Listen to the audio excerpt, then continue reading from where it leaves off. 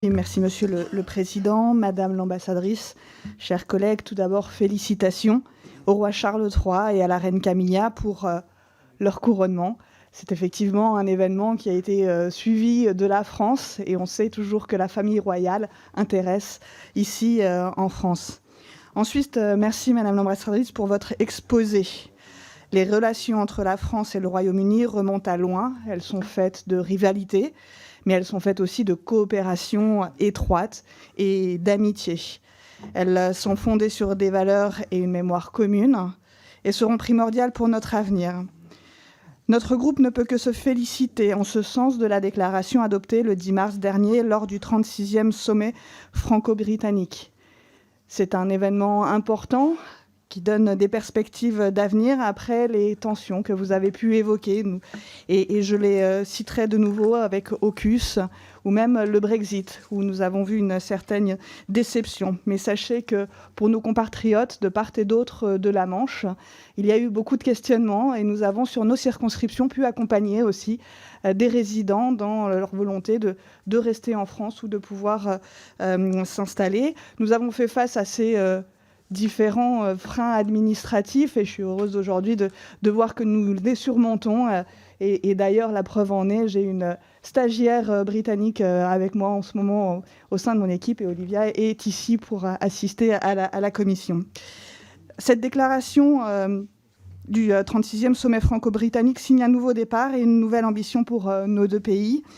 La protection de notre planète, notre coopération sur la sécurité, l'énergie, et je vous souligne notre entente au sujet de la production d'énergie nucléaire.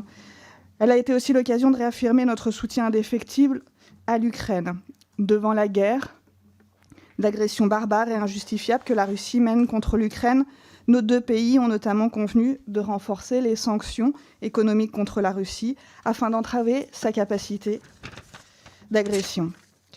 Dans ce contexte, et alors que l'Union européenne s'apprête à discuter d'un nouveau paquet de sanctions qui pourrait cibler des entreprises chinoises revendant des biens sensibles à la Russie, nous savons que le Premier ministre britannique avait déclaré le 13 mars dernier qu'il envisageait de mettre en œuvre des sanctions si la Chine venait à fournir des armes à la Russie. En d'autres termes, est-ce que la vente de matériel utilisé pour produire des armes appelle à des sanctions selon le Royaume-Uni? Je vous remercie. Je vous remercie, madame. Je suis désolé de vous avoir un peu brusqué. Madame l'ambassadrice, vous répondez, on vous a expliqué, c'est le principe du ping-pong. Donc vous répondez automatiquement. Ok, d'accord, merci. Mais désolé, j'ai manqué exactement la question à la fin de votre intervention. Pardon, est-ce que vous pouvez le répéter, s'il vous plaît? Ah, oui. La question, est-ce que la vente de matériel utilisé pour produire des armes appelle, selon vous, à des sanctions de la part du Royaume-Uni quant à la Chine qui fournirait ces armes à la Russie? Merci beaucoup, Madame la députée, pour cette question. Bien sûr, pour nous, c'est très important d'assurer qu'il n'y a pas de provisionnement des armes létales ou d'autres matières de défense de la part de la Chine envers la Russie.